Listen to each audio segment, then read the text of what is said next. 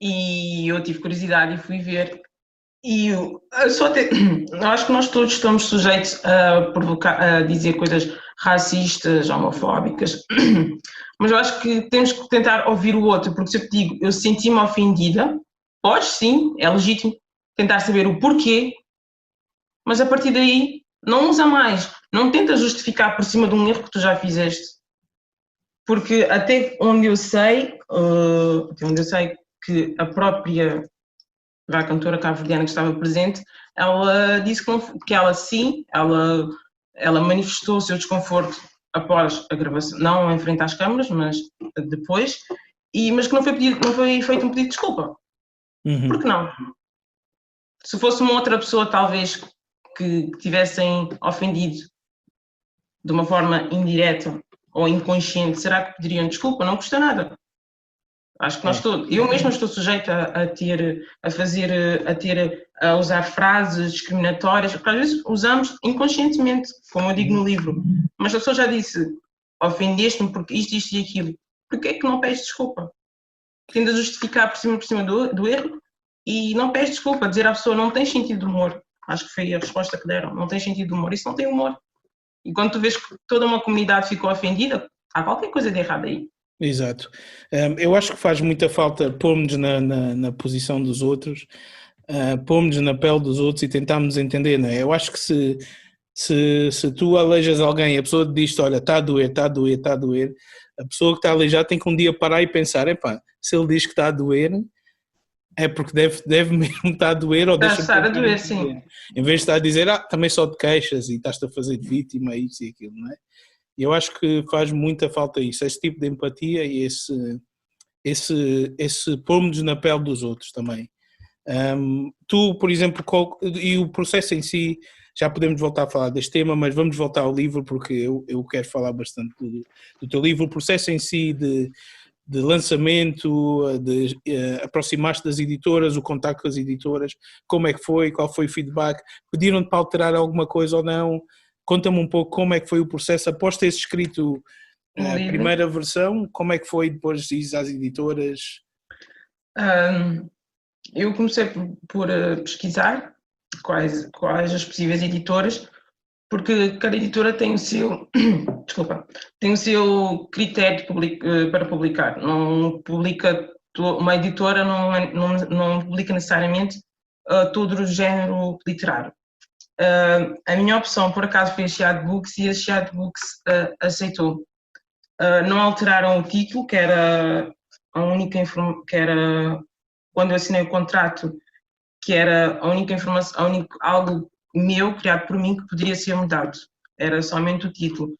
E do resto manteram, porque eu quando enviei, eu já enviei tudo já estruturado. Okay. Com os capítulos, tudo. Então ficou tudo. A única coisa que, quando eu assinei o contrato, que poderia estar sujeito à mudança era o título, mas acabou por ficar. Ok. Mas tu já tinhas experiência como escritora, porque, ou seja, enviaste pela primeira vez a tua primeira versão, sem ter nenhum tipo de experiência, ou seja, sem nunca teres escrito um livro antes, e foi logo aceito, sem alterações. É verdade. Foi logo para a primeira editora, mas depois de eles terem dito que sim, e já temos assinado o contrato, eu é que quis rever reler novamente todo o livro. Okay. Mas não, não sei, mas realmente para mim também fiquei muito surpresa, porque para mim aconteceu tudo demasiado rápido. Ok. E qual foi a duração desde que começaste a escrever, sentaste a escrever até à publicação do livro, foi mais ou menos quanto tempo? Foi mais ou menos um ano todo o processo para o envio, para a publicação, mas não foi contínuo, porque eu comecei por escrever os episódios, depois parei um bocadinho, depois voltei a escrever, depois eu disse, não, agora vai ter que sair mesmo. Porque já tinha previsão para voltar para Portugal e disse, eu antes de voltar para Portugal tenho que terminar isto. E os teus planos são escrever mais, adaptar, sei lá, para um filme, por exemplo? Quais são os teus planos? Isso é ótimo! Quem sabe, né? Quem sabe que nos esteja Quem a ouvir, sabe? que esteja ligado a essa área, que te possa Ah, contactar para tal. no início, quando terminei o livro, sim, disse, vou escrever outro livro. Quando vês o resultado todo e vês uma editora que já aceitou, mas depois ah, disse que não, que afinal não queria escrever. Mas é algo que fica em aberto. Uhum. É algo que fica em aberto. Se surgir um outro tema em que eu sinta vontade, a sede de escrever, como foi com este, sim, acho que sim. Tu achas que, em relação ao tema, porque é o tema do teu livro, tem havido progresso ou regressão neste último ano, nestes últimos tempos, a nível do racismo e o combate ao racismo em Portugal? Sobre o racismo, eu acho que tem havido uma nova postura nossa.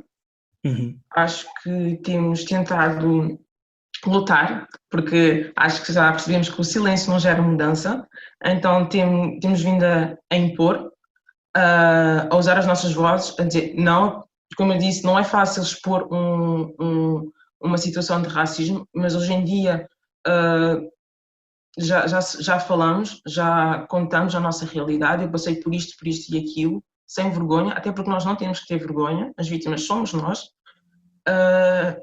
Tem havido uma união.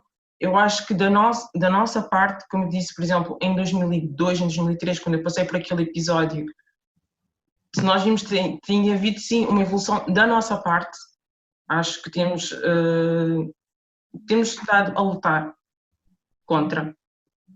Por exemplo, hoje falamos muito sobre o racismo, mesmo com as crianças em casa. No meu tempo, em casa, não se falava sobre o tema racismo. E sim, agora, da sociedade, acho que não, em Portugal, eu acho que ainda existe, ainda estão muito no processo da negação.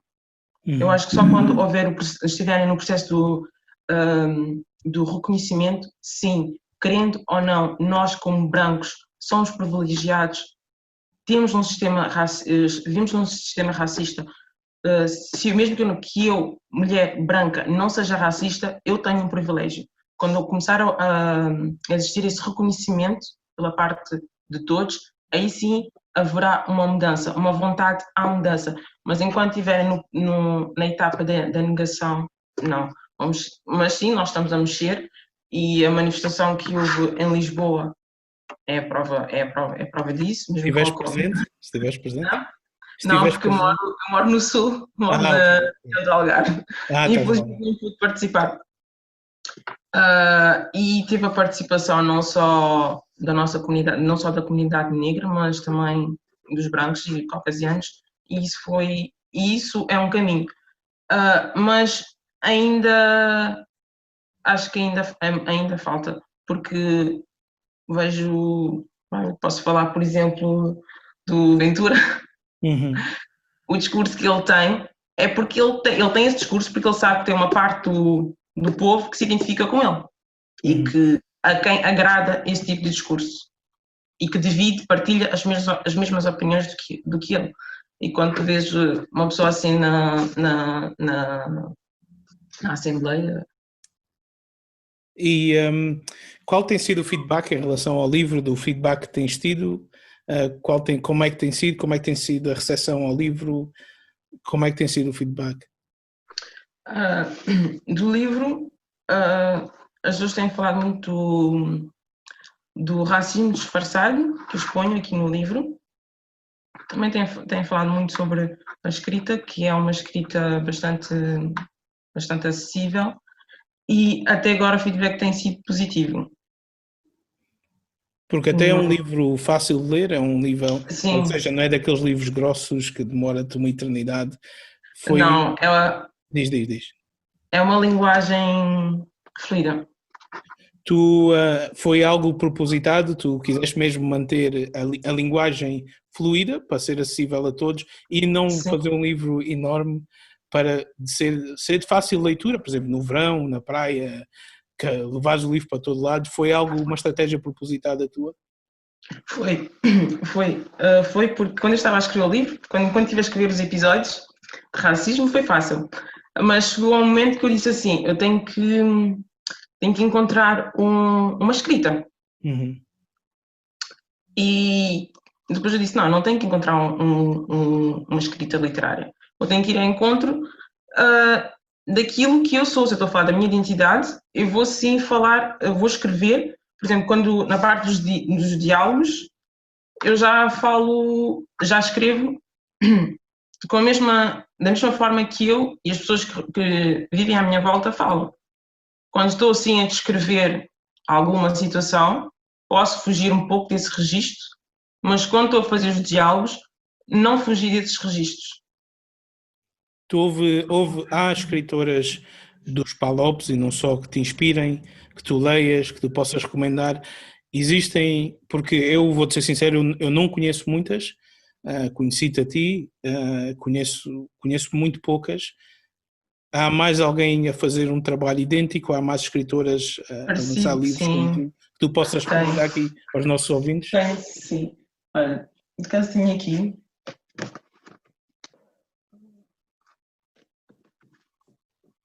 Para quem nos está a ouvir, eu estou a ver, mas para quem nos está a ouvir, diz o título e o nome do livro.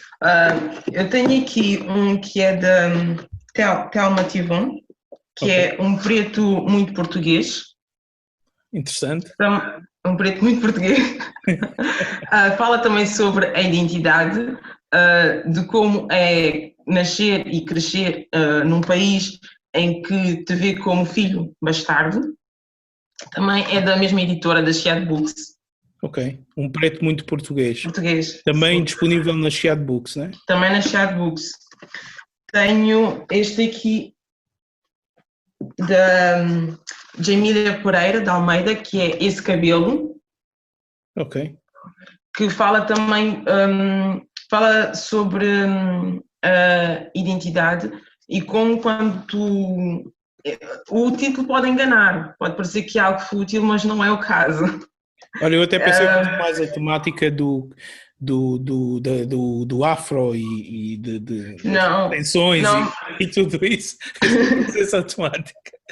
Não, ela fala de como, por exemplo, crescer, por exemplo, num meio onde tu não vês, onde as pessoas que são próximas a ti não vês representatividade nelas. Uhum. Por exemplo, esse cabelo é uma frase que acho que já não me recordo, acho que é a avó que lhe diz: quando é que tu vais tratar desse cabelo? Que se ouve bastante nos lares. Sim, e ela foi criada pelos avós maternos que eram portugueses, que eram brancos. Uhum. Diz, desculpa, continua. Tem isto aqui, eu adoro este livro, eu descobri esta autora no ano passado, que é a Grada Quilomba, Memórias da Plantação. Eu gosto deste livro porque ela faz uma abordagem diferente, é uma abordagem... Obrigado por ouvirem este podcast. Podem também apoiar-nos e dar o vosso contributo para o nosso crescimento em patreon.com/dica verbal, onde irão ter acesso também a uma série de benefícios. Obrigado. A psicanalítica. Ok. Eu achei bastante interessante como é que funciona, não podemos dizer que seja 100%, mas como é que funciona, por exemplo, o imaginário do branco para connosco. Uhum. Ela é portuguesa também, ou é dos PALOP também? Ela nasceu e cresceu em Portugal. Ok. Tem origens entre Angola e São Tomé e Príncipe. Atualmente acho que mora em Berlim. Ok. Ela apresenta também outras artes. Eu gosto por acaso muito dela, do livro. E tem esta aqui também, que é da Yara Monteiro. Essa dama bate bué. Eu gosto dos títulos todos. Essa dama bate bué, que fala sobre a independência de Angola, a participação das mulheres na guerra. É também interessante. Diz, continua a recomendar os livros. Tá bom. Sim, este aqui eu gosto bastante porque, como eu já disse, faz uma abordagem completamente diferente e acho que encontras muitas respostas, às vezes, para os comportamentos, ou mesmo como tu te sentes, quando tu dizes, opa, realmente eu já senti isso, eu já passei por isso, e eu não soube justificar o meu sentimento. e tu aqui acabas por encontrar respostas. Tu, por exemplo, tu culpas, de certa maneira, entre aspas, as gerações mais velhas, os pais, os avós, achas que foram um pouco mais passivos na luta antirracismo? Achas que teria sido mais fácil para as novas gerações ou diferente se tivesse havido essa, em inglês diz awareness, já dá para ver que eu já estou em Londres há muito tempo, mas essa consciência, está à procura da palavra em português. Qual é a tua posição ou opinião sobre isso? Porque eu já ouvi vários afrodescendentes a dizerem se os nossos pais tivessem feito o que nós estamos a fazer agora, ou se os nossos avós não tivessem sido tão passivos a chegarem vindos da África e tivessem só a trabalhar nas limpezas ou nas obras, isto ou aquilo, teríamos tido um caminho a desbravar mais fácil. Qual é a tua opinião acerca disso? Eu acho que os meus netos daqui a 20 anos cara, vão ter a mesma coisa de mim. Okay. Eu acho que é preciso meter as coisas no contexto em que no contexto da época. A minha avó, por exemplo, ela veio para Portugal. O meu avô sei que veio em 73, a minha avó veio depois. Então, o meu avô veio em 73, Cabo Verde ainda era uma colónia, uma província portuguesa. A minha avó veio, não tinha estudos, não sabe ler, não sabe escrever. Ela vem à procura de condições de vida melhor. Obviamente que ela vai procurar o trabalho onde ela sabe que ela vai ser aceita. A minha mãe, por exemplo, ela estudou ela estudou, mas ela também abandonou a escola cedo.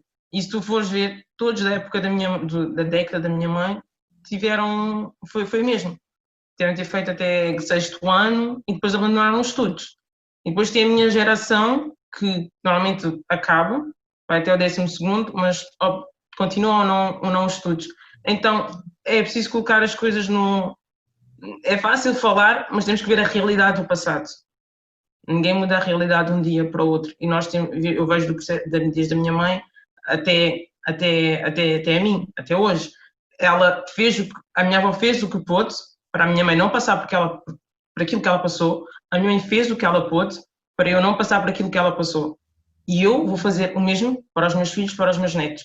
É preciso colocar as coisas em cada contexto, porque se nós formos a pensar assim, os nossos antepassados, então nunca um negro seria escravo.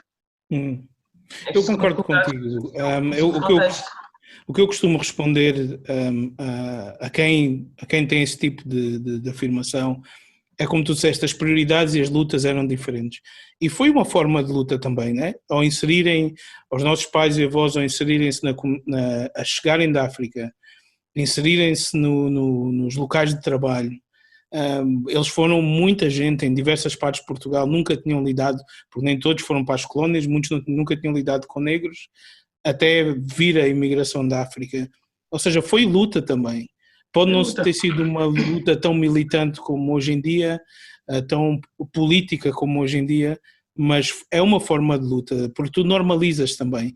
Tu ocupas certos postos de trabalho, normalizas, ou seja, aos olhos da população nativa, torna-se normal haver um negro a escrever um livro no teu caso, a desempenhar certas funções, enfermagem, médicos, etc. Entendes? E este é um dos objetivos do meu podcast também.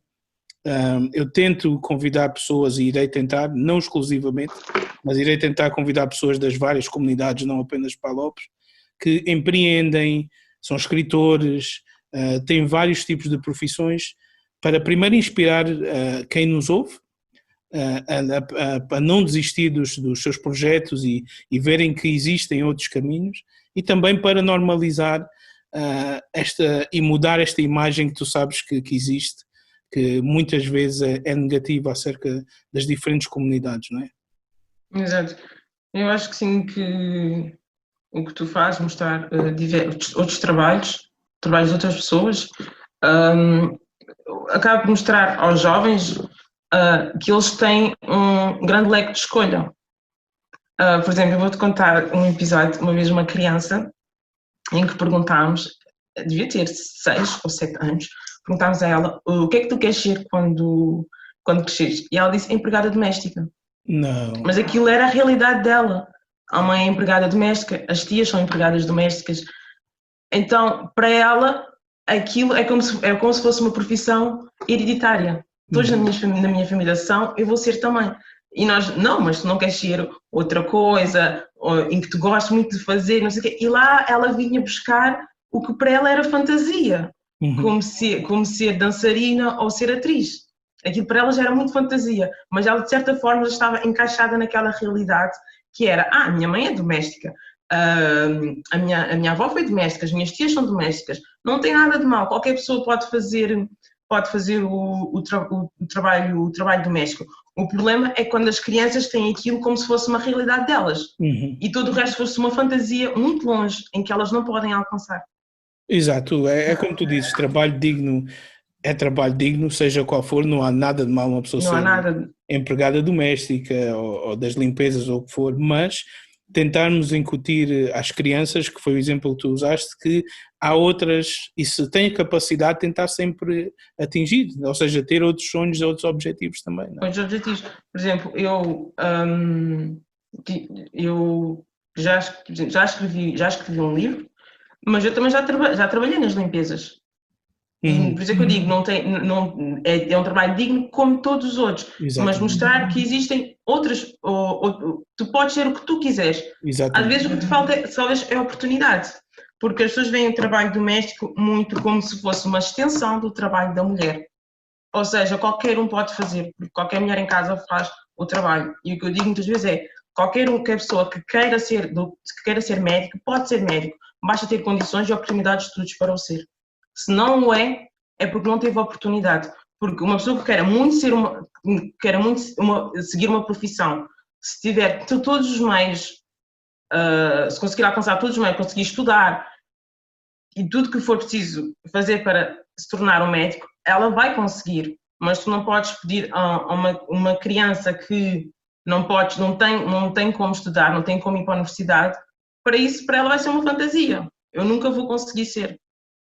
É verdade, é verdade. Tu falas da cultura cabo-verdiana no teu livro, no contexto da imigração. Tu Sim. achas que, e nos Palopes em geral, não só cabo-verdiano, existem duas culturas, basicamente, a cultura da diáspora, num contexto de imigração, e a cultura nos países de origem, porque, por exemplo, eu sou angolano, e devido à minha vivência, onde eu cresci e à minha vivência, eu sou bastante diferente sou diferente e assumo sem problemas. Há um angolano que sempre nasceu em Angola, os meus primos, por exemplo, que estão em Angola, nasceram em Angola, cresceram em Angola. A nível de mentalidade, cultura, temos já várias coisas em comum, mas não tudo. Qual é o teu ponto de vista acerca disso? E, acreditas que existe uma subcultura, ou seja, da diáspora cá fora, em Portugal, Reino Unido, seja onde for, por exemplo? É como eu disse, tu não podes, o que eu estava a dizer anteriormente, o facto de ter as duas culturas fazerem parte do nosso objetivo, tanto a portuguesa como a cabo-verdiana. Tu não podes nascer e crescer num país e viver indiferente àquela cultura. Tu vais absorver aquela cultura de uma forma inconsciente. É daí, se calhar, a tua forma de pensar vai mudar um bocadinho. Eu dei o exemplo da minha mãe, quando nós fomos àquele funeral, quando ela me deu aquela justificação para mim não foi 100% aceitável, porque eu já tinha visto, eu estava a ver como outra realidade em que dizia algo diferente. E eu acho que sim, que vai acabar por condicionar a tua forma de estar, de pensar, e mesmo em contextos de imigração, a cultura, nós tentamos preservar a cultura dentro do contexto da situação em que nós estamos. Às vezes não podemos fazer, porque nós estamos num contexto, estamos num outro país, nós temos que respeitar as leis daquele país. Então vai ter coisas, se calhar, que nós não vamos poder fazer. E é normal, tu vais acabar por ficar condicionado há aquela nova cultura que está presente diariamente no teu dia-a-dia, e a outra que se encontra mais distante vai de uma certa forma tentar conviver com as duas, mas vai ter em situações em que haverá um choque entre as duas culturas que tu vais inclinar mais para uma do que para a outra. Qual é o conselho que tu darias a jovens como tu ou afrodescendentes residentes em Portugal? Qual é o conselho que tu darias a quem quer empreender, escrever um livro, que é uma forma de empreendimento também, de empreendedorismo, desculpa. Qual é o conselho que tu dás a quem se vê encurralado no ciclo de pobreza, de um estigma num bairro social, por exemplo, e que acha que não tem acesso, ou é impossível eu fazer isto, só os outros é que podem? Qual é o conselho que tu darias a quem nos está a ouvir que possa estar nesta situação? Não se deixar formular pelas opiniões dos outros. Eu acho que ninguém conhece o nosso potencial melhor do que nós. Eu acho que se uma pessoa realmente quer alguma coisa, ela vai por si só encontrar as respostas para atingir aquele objetivo. Não vai, mesmo que se tu não tiveres vontade e todas as pessoas disserem tu vais conseguir, tu não vais conseguir. Mas se tu tiveres vontade e todos disserem tu não vais conseguir, tu vais conseguir. Porque tudo depende da nossa vontade, da nossa voz interior. Às vezes tem uma vozinha lá que diz é isto, podemos chamar de sexto sentido, este é o caminho, e se têm algum objetivo, persistam. Porque se realmente tiverem vontade, vão encontrar todos os meios para o fazer. E não digo isso de conversa fiada, porque eu já tive mesmo situações em que eu disse não, eu não vou conseguir fazer, o que é que eu estou aqui e questionava-me o que é que eu estou aqui a fazer, mas tinha algo lá no fundo que dizia não, eu tenho que insistir nisto, tenho que insistir nisto e consegui fazer. Mesmo eu quando olho para trás, eu vou dar um exemplo, eu quando fui para a França, estava há menos de um ano em França, eu tinha abandonado um curso aqui em Portugal e depois decidi queria continuar os meus estudos e eu consegui pedir a transferência para a França, validar-me alguns créditos, mas com menos de um ano na França tu não tens bases linguísticas para fazeres um curso universitário. E eu consegui fazê-lo em 3 anos. Uau! Que era o que estava previsto. Mas não foi fácil. Eu lembro-me, a primeira semana que eu recebi as minhas notas, eu fiquei uma semana em casa e questionava-me o que é que eu estou a fazer, porque as minhas notas foram todas baixas, negativas, e eu só me questionava, mas o que é que eu estou a fazer? O que é que eu estou a fazer? Mas eu também não me permiti desistir de um segundo curso e encontrei os meus métodos, que era escrever, não só ler, mas reformular tudo aquilo que eu tinha lido, reformular por palavras minhas. Levava bastante trabalho, levava bastante tempo a fazer isso, e quando eu chegava aos testes, de uma certa forma eu já tinha algumas palavras-chave, alguns termos que eu não ouvia no meu cotidiano, mas que permitiam-me fazer o curso em 3 anos. E tu, então, fizeste-o sem ter um domínio do francês, basicamente? Tinha o da escola, mas que quando cheguei lá descobri que eu não sabia francês. Tu és a prova viva do que estávamos a falar, que é possível, se a pessoa acreditar e der no duro e for em frente, é possível. Exatamente. Eu digo, os meus primeiros testes foram um desastre. Eu fiquei uma semana em casa. Eu não saía de casa durante uma semana, porque eu questionava-me o que é que eu estou a fazer. Eu estou a perder o meu tempo, eu não vou conseguir fazer este curso, eu não vou terminar este curso, e eu consegui fazê-lo em 3 anos. E eu, quando vi a última nota, estava à espera da última nota para ter a certeza que eu tinha passado, eu fiquei histérica. Imagino, e com razão. E com razão. E fizeste o mestrado também, não é? Sim, depois voltei para Portugal, porque realmente foi difícil a licenciatura em França. Eu queria continuar e sim, depois vim para Portugal Ok. e fiz o mestrado. Ok. Patrícia, onde é que, repete de novo, onde é que o pessoal pode seguir, onde é que pode adquirir o livro, agora que já estamos na reta final, vende aí o teu peixe. Então, o livro em formato papel pode encontrar na Chiado Books, na FNAC, na Bertrand e na UC. Em formato digital, somente na Chiado Books. O meu Instagram é patriciamoreira.vani. Ok. O livro é Patrícia, As Novas Identidades Portuguesas. E comprem. quem tiver, Diz, sim, continua. quem tiver a oportunidade de ler ou interessar-se pelo tema, eu adoraria ter o feedback de todos. Quem sabe, se amanhã apetecer-me escrever outro livro, eu vou ter em conta todas as críticas. Sem dúvida. Tu tiveste um lançamento do livro, e, né? Eu vi num programa da RTP que tu estiveste presente, que houve um lançamento e tudo, não é? Não chegou a ver o lançamento, porque na semana que supostamente iria realizar-se o lançamento, foi quando foi declarado o estado de emergência. Então Pronto, ok. tivemos que cancelar e não houve lançamento e ainda não tem data prevista. Vamos esperar ver como é que a situação avança e depois marcar uma data. Ou seja, é só o pessoal ficar atento ao teu Instagram quando houver um lançamento oficial, que tu irás estar lá para receber o pessoal e assinar e tudo mais. Tu irás lançar no Instagram, então é só o pessoal Sim, estar atento ao teu Instagram, não é? sim, vai estar lá a informação. Ok. Patrícia, muito obrigado. Eu que Um, agradeço. não, foi um prazer, foi uma conversa bastante prazerosa. Obrigado por teres aceito o convite para participar. Não se esqueçam, As Novas Identidades Portuguesas, por Patrícia Moreira. Eu acho que ela não vai ficar por aí, eu acho que não. Aqui uns tempos vou ter de novo a falar do teu próximo livro, vamos ver. Ok.